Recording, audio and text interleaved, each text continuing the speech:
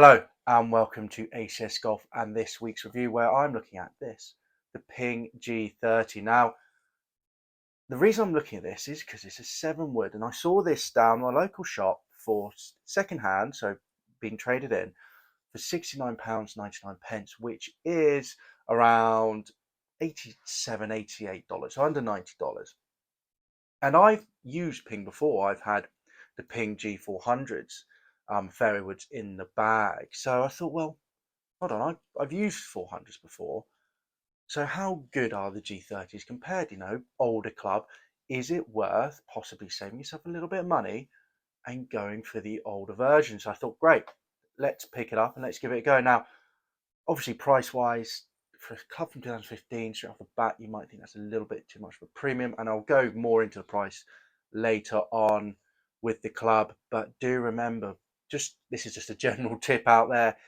If you're ever looking for 7 wood, they're quite rare. Love them. If you've never tried them, please do go out and try them. They are great alternatives for long iron or a sort of a 3 hybrid if you can hit your fairway wood really well. If you can't, don't. But if you can hit your fairway wood, say your 3 wood, 5 wood, then 7 wood's a great option in the bag. Just going into it, sorry, again, off piece there. So with this 7 wood, not only is it 7 wood, but it's stiff shaft as well, and that's quite rare to find. So straight off the bat, before I even get into if I think the G30 is worth it, the club itself, find a 7 wood in stiff from say 2015 upwards for under £70 here in the UK. That is a bargain, believe me, because they're rare. They are very rare. But anyway, let's have a review at the G30 itself. Let's discuss, obviously, if I think this is worth it on the second-hand market or if there are better options out there for you guys to save yourself money and get better clubs. More bang for your buck, as they say. So as always, let's have a closer look at the club. Then I'll talk through some of the technology. We'll get down to the driving range, throw some figures at you, and then we'll go through the ACS golf scale. Okay? So let's have a closer look at this club.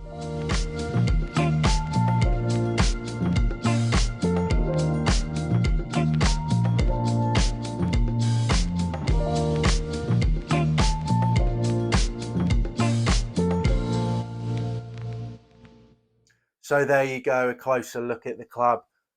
And those sort of turbulators, I can just show you there. There you go. That's quite similar to nowadays clubs. I think they've changed a little bit for the brand new model at the moment, the G430, but definitely very similar to the G400. Looking down on it, I wouldn't notice really if that was the G30 here or the G400. So interesting there. Obviously, the bottom has changed, but there you go. So going into the technology of the club, so we have basically the previous model, so the G25, the model before this, had a 17x4 stainless steel face, but the G30 replaced it with a 44% stronger Carpenter 475 steel face insert.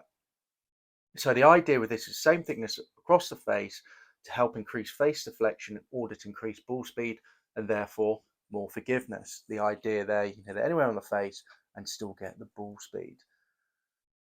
Now, obviously, as I mentioned just then, this is the first time they brought in these turbulators on the top there. The idea to help cut through the air with these to increase the aerodynamics of the club and therefore, again, increase ball speed, better distance, etc. One thing, if you read the reviews about this, they say when it came down to like the driver, so the G30 driver, it made quite a big difference compared to the previous model. This, because of the club head size, there wasn't too much of a difference with this actually. One thing you'll note though is they're quite good alignment aids, to be honest. So there you go. But something that Ping have kept through, they really do go for the aerodynamics. I mean, one thing I mentioned with this as well, all titanium body, so no carbon fiber in there, which is a key thing for Ping over the years, to be fair. So there you go. And then another thing, this is the first year they brought this in actually. So if you're looking before this, you're not going to get it, is the sleeve. So the adjustable sleeve, with the idea you can increase the loft by 1 degree or decrease it by 1 degree, and also open the face by, what was it? I think it's by 6 degrees. So you can open the face by 6 degrees or close the face by 6 degrees. So basically, if you de-loft this. So loft it right down, say 1 degree, then that will actually open up the face by 6 degrees and therefore will be more of a fade. So the face will be open. So the idea is you'll be able to fade the ball easier. If you draw the ball all the time, that could help straighten the shot out. If you slice all the time, it can make your life a lot worse. And then obviously if you increase the loft, so go up by 1%, so turn it into a 22-degree loft, then that actually closes the face. So therefore, if you have a slice, that helps. If you draw the ball, it's going to make it worse. So be aware with that. You know, the ping adjustments, they are great things, same as TaylorMade, all the main brands do them. But unlike Titleist, where you can actually just put the loft up and not change the position of the face, so not make it more closed, more open, ping, you can't do that. I don't know if you can do that in modern day ping, but I'm pretty sure the sleeve is the same throughout. So there you go. So there's the technology. And also one thing I'll say as well with ping is they tend to put their own shafts in here, which is quite good, to be fair. I'm quite a fan of them, to be honest, the ping shafts. I got this in stiff. They're obviously different versions and they're good solid shafts. And another sort of key aspect of this is obviously, there you go, weight at the back. You know, they've moved weight around here so you can put more weight at the back. So the idea is obviously the MOI is higher, weight at the back, increases forgiveness and also increases that launch angle, which, let's be honest, when it comes down to fairway wood, is a pretty important thing. I always struggle getting my fairway woods in the air. My current one in the bag, my 3 woods actually loft up to 17 degrees to help me get that launch. So this is why 7 wood really is perfect for me, because it really does help me get it in the air. So do be aware, obviously, of that as well. That's another key feature there. Way at the back to help you get that ball in the air, which you want from a fairway wood. I mean, if you want a low stinger, go and get yourself a driving iron. If you want to get a ball in the air, you know, fairway woods are there to help. Well, a lot of fairway woods are there to help. Sorry, if you get one of the pros ones, then no, because the idea is you're good enough to get it in the air yourself. But there you go. Anyway, there is all the sort of the technology in the club. Let's get down to the driving range, throw some figures at you, and then let's get back to the ACS Golf Scale. And then sum her up, I will tell you if I think this is, you know, the G400, which I used to have in a bag, was a massive improvement on this. Watch the end to find that one out. Okay, let's get down to the range. So here we are down to Silvermere. Let's jump straight into those figures. So on average, total carry was 200 yards, total distance 216 yards, ball speed 137 miles per hour, launch angle 10 degrees, and height 57 feet. One thing you'll notice is I actually managed to hit this better off the deck than I did on the tee. Was getting the ball popping up in the air a lot nicer off the deck. You know, getting the height up to about 72 feet, which is perfect. Better launch angle as well, so really happy with it off the deck actually. When it came down to sort of longest shots, I was getting up, the longest I actually got was 286 yards total distance, around 140 miles per hour ball speed. But what I think was really happy about this club is the fact that, you know, total carry on average was 200 yards, but total distance 216. So it's only roll out of 16 yards, which is sort of what I want. You know, with a 7 wood, I want it to be high in the air, so high flight in the air, but hit the ground and stop rolling. So the idea is, when you get to a long par 5, you can hit this club into the green and get it to stop dead. So there you go, the figures from the range. So very weird, wasn't it? The fact that I'm getting more height and pretty more distance off the deck than I was getting off the tee. Must maybe be hitting it at the top of the club maybe, or something like that. But really happy with the performance, exactly what I'd expect, as I mentioned already, from a 7 wood. You know, to get that average of 216 and the carry as well for 200. I mean, it's perfect for courses where there's a lot of water and you need to make sure, for example, that you need that carry distance. They're really good. And to only have that 16 yards difference rollout, perfect. Just shows that it was getting there, getting the carry, and then stopping and not rolling on too much, which is perfect. Exactly what I'd want from a 7 wood. And it always makes me wonder if I should take the 3 wood out and put a 7 wood in. It's a difficult one, and we'll discuss that at the end of the video. Anyway, so yeah, really happy with it. Really happy with the ball speed, with the sort of the height I was getting, well, off the deck anyway, the height with it, you know, and the longest carry as well at 226, total distance, sorry, 226 yards, very happy. That's what I'd sort of want. And then my 3 wood would be a little bit longer than that. So very good. Happy, happy. Now, let's get into the ACS golf scale. Remember, if you haven't watched this video before, we've got distance, feel, looks, price, forgiveness, 1 to 5, 5 being the best, 1 being the worst. So distance. Distance for me is 3.5 out of 5. It did exactly what I wanted it to do, but I wasn't blown away with it. So I wasn't like, oh my God, this is too. And that's not necessarily a bad thing because, if I had a distance 5 out of 5 for 7 wood, then I'd sort of be looking at going, well, hold on, this thing's going the same distance as my 3 wood. Should I be taking my 3 wood out of the bag? Should I be, you know, putting another club in between my irons in the 7 wood? It can make it quite complicated. So 3.5 out of 5 for me is actually really good for bag anyway, for my bag anyway, for distances. So happy with that. Did what I needed to do, but didn't blow me away, which is not the end of the world because this isn't going. I don't want this to be my longest club in the bag. I want this to be that sort of bridge that gap between my 3 wood and my 4 iron. So happy with it. Very happy with it. Really does what it needs to do. Feel 3.5. I do enjoy that sort of ping. The ping noise makes, to be honest. So I do enjoy that. And you had this exactly sounds the same as the G400 when I tried it, to be honest. Feel, if I hit it badly, I sort of knew I'd hit it. So 3.5, not the best I've ever felt, but did exactly what it said on the tin, to be fair. So yeah, solid 3.5. Looks, actually giving it a 3. Giving it a 3 out of 5, which isn't that bad. It's still a little bit above average. I do like the top of the club with those turbulators, but the bottom of it looks dated, doesn't it? Really, I know it's a 2015 club, but it does look a bit dated. Some clubs you get from like that 2016, 2015, whatever, sort of say TaylorMade, for example, like their M1s, M2s. You put them in the bag, and you don't necessarily think they're that dated. They could be brand new this year or something like that. But this, it does look dated. So even though it's not a bad looking club, for that reason, I'm giving it a 3 out of 5. Price. Now, before we get to price, actually, let's go forgiveness first. Forgiveness, 4 out of 5.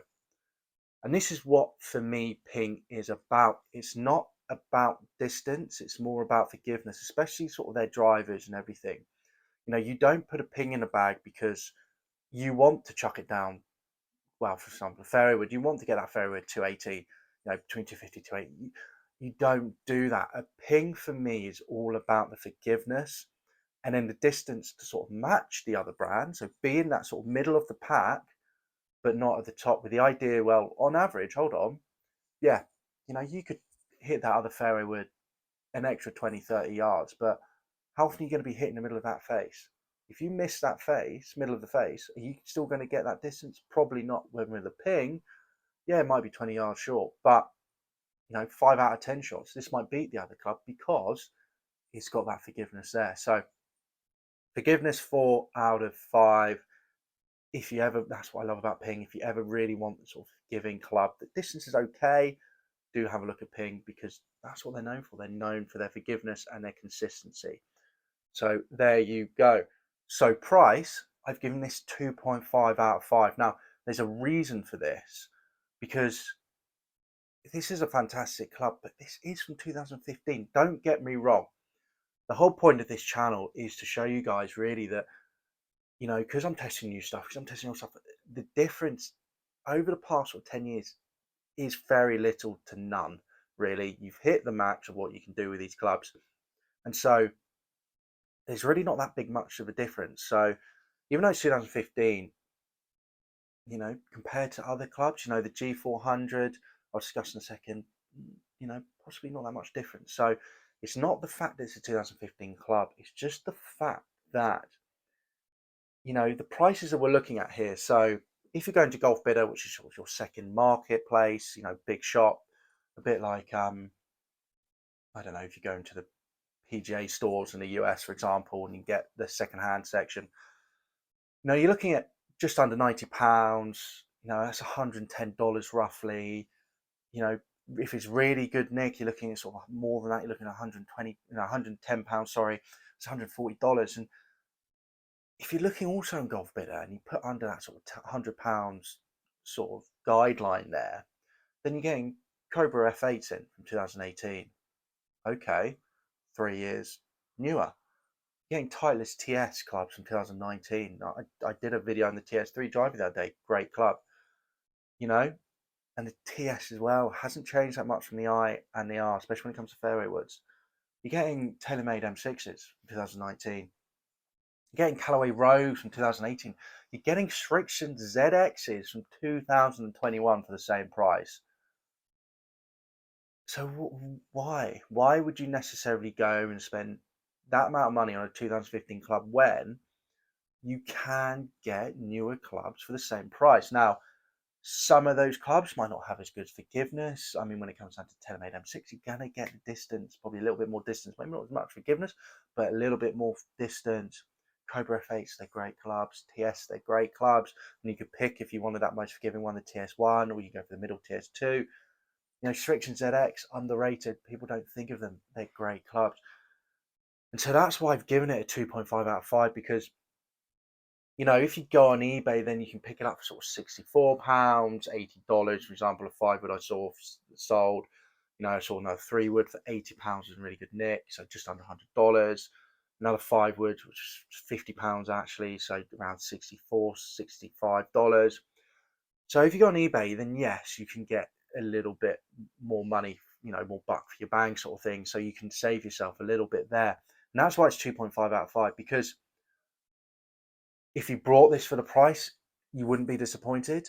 But I definitely think there's better options out there that you could buy for the same price that, well, to be honest, might look a little bit nearer in the bag.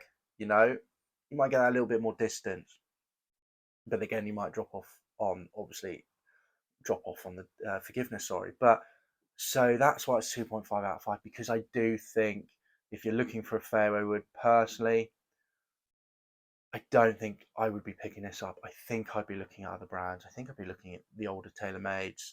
They're newer than this, but the older TaylorMades. I think I'd be looking at the Cobra. I'd definitely be looking at the Titleist TSs, to be honest. So there you go. That's my review for the ACS Golf Scale. I think it's a great club, but for the price of it, I just think you can possibly get some. You can get better. I think. No, you're not better forgiveness, but definitely a better distance, sorry, and definitely newer. So there you go. Now, as I mentioned before, I used to play G400s. Now, having tried this, obviously I did have the G400s a while back, but trying this compared to the G400 fairway woods, do I think there's a massive difference here? No, I really don't. Personally, you know, the G400 was 2017, so 2 years later. I think if you want to go down the ping route, because don't get me wrong, they are very good clubs. The only problem is they do hold their value very well. I personally, I think you go for this over the G400. I think G400 looks a bit nicer, looks a bit newer. It doesn't look as dated as this, but you can definitely go for this over it. Save yourself 20 quid, 30 quid, and be very happy. So there you go, guys. There's my review of the G300 Ping. I think it's the first club I've actually gone, maybe leave it out, maybe pick up other options, to be honest. But there we go. That's the whole point of doing these videos for you guys. So you can look at it and go, all right, maybe let's check another route. Even though it is a very good club, I think you can, you know, get newer, really, for the same price. Okay, guys, so there we go. Hope you've enjoyed this video. Do give it a like, and obviously comment down below, you know, are you an avid fan of Ping? Have you tried all their fairways? Are you, one of these people who do change their bag quite regularly, such as myself? If so, what have you found different from the Ping fairways over the years? Have you found any difference? I'd be really interested to know that. And also remember to subscribe to the channel. New reviews, as I mentioned, as always, out every Sunday. Okay, guys, have a great golfing week, and I will see you next week. Bye-bye.